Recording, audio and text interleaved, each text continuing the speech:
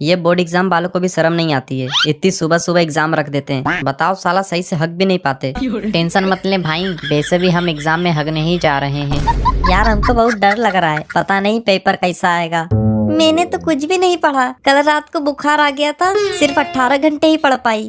18 घंटे? 18 घंटे तो गोलू ने पूरे साल में नहीं पढ़ा।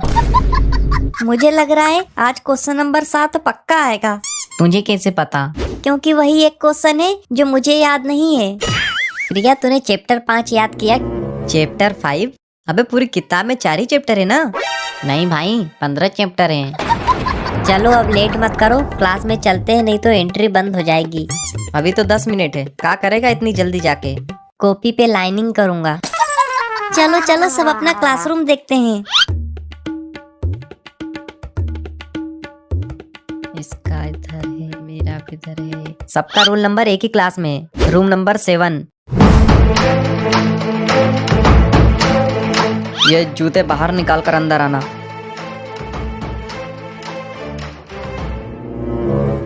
ठीक है जाओ।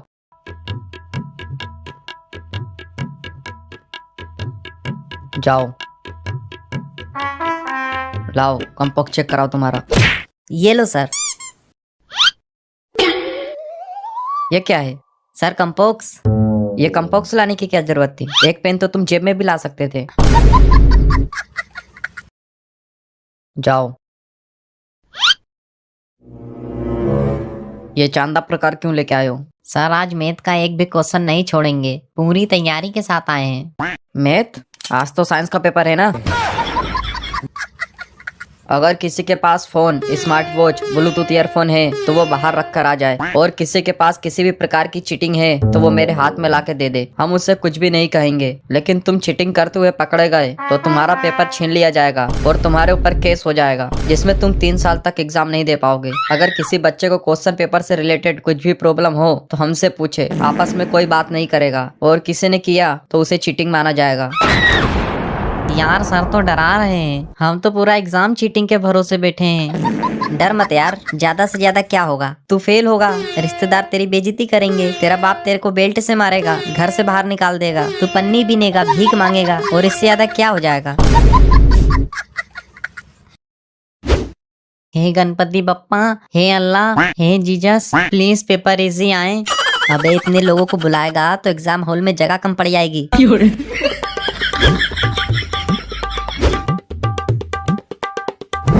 मेरे को क्वेश्चन 1 आ रहा है, 2 भी आ रहा है, 3 भी आ रहा है, 4, 5, 6, 7, 8, 9, 10। हमको तो सभी क्वेश्चन आ रहा है। वाह यार क्या बात है, मुझे तो एक भी क्वेश्चन नहीं आ रहा। किसी को भी क्वेश्चन पेपर से रिलेटेड कोई प्रॉब्लम या कंफ्यूजन हो तो हमसे पूछे, कोई भी आपस में बात नहीं करेगा। सर एक प्रॉब्लम है। क्या है? सर ये क्वेश्चन नंबर 5 गलत है, साइंस के पेपर में रिश्तेदारों के बारे में पूछ रहा है। 1 मिनट मुझे देखने दो। अब एक गधे, थ्योरी ऑफ रिलेटिव नहीं रिलेटिविटी पूछा है। Explain the Newton second law. अरे यार हमको तो कुछ भी नहीं आ रहा है, अब क्या करें?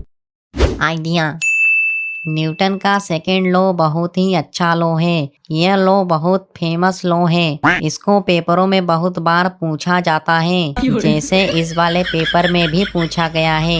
न्यूटन के सेकेंड लॉ की सबसे बड़ी बात यह है कि यह लॉ हमेशा फर्स्ट लॉ के बाद आता है, और उससे भी दिलचस्प बात यह है कि ये सेकेंड लॉ हमेशा थर्ड लॉ के पहले आता है। हम सब इस लॉ की बहुत इज्जत करते हैं। खाना खाने से पहले 108 बार इस सेकेंड लॉ का नाम लेते हैं। इस सेकेंड लॉ की जितनी तारीफ करूं उतनी कम है। खैर अभी मेरे पास टाइम कम है और भी क्वेश्चन करना है, इसके आगे की तारीफ मैं किसी और पेपर में करूंगा। चलो 5 मार्क्स का क्वेश्चन था, 6 मार्क्स तो मिल ही जाएंगे। Sir extra seat please. अबे लिख रहा है, कॉपी के पन्ने गिन रहा है। मैंने तो अभी तक अपना रोल नंबर भी ढंग से नहीं लिखा। ओए चतुर, 10th का आंसर बता दे जल्दी। नो टॉकिंग, साइलेंस, सिर्फ पेन की आवाज आनी चाहिए। भाई बताना।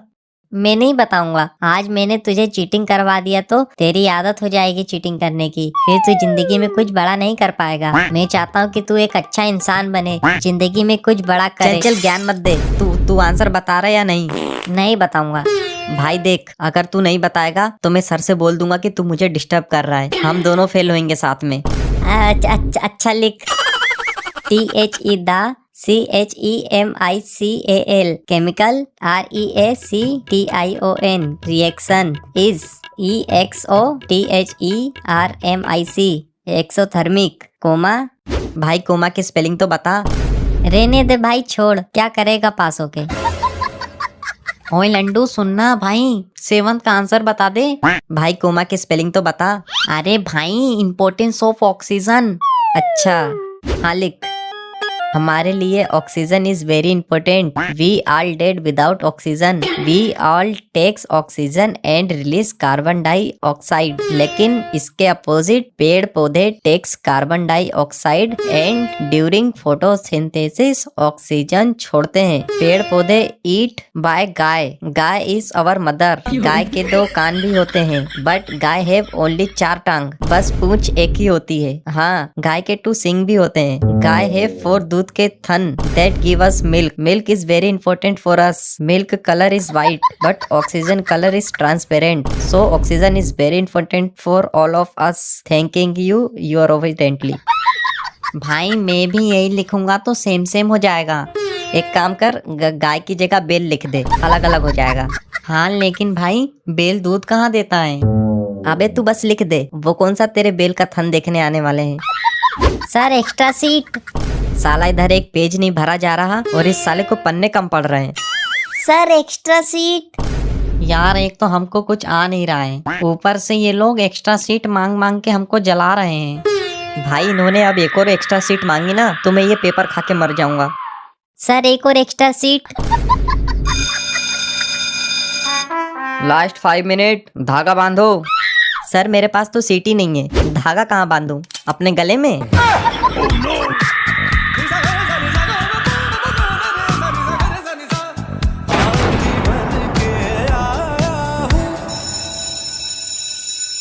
टाइम अप, छोड़ो पेन, अब कोई नहीं लिखेगा। ये लो सर, मैंने पूरा पेपर कर दिया। सर बस 1 सेकेंड, बस एक आखिरी line. To be continued in supply exam.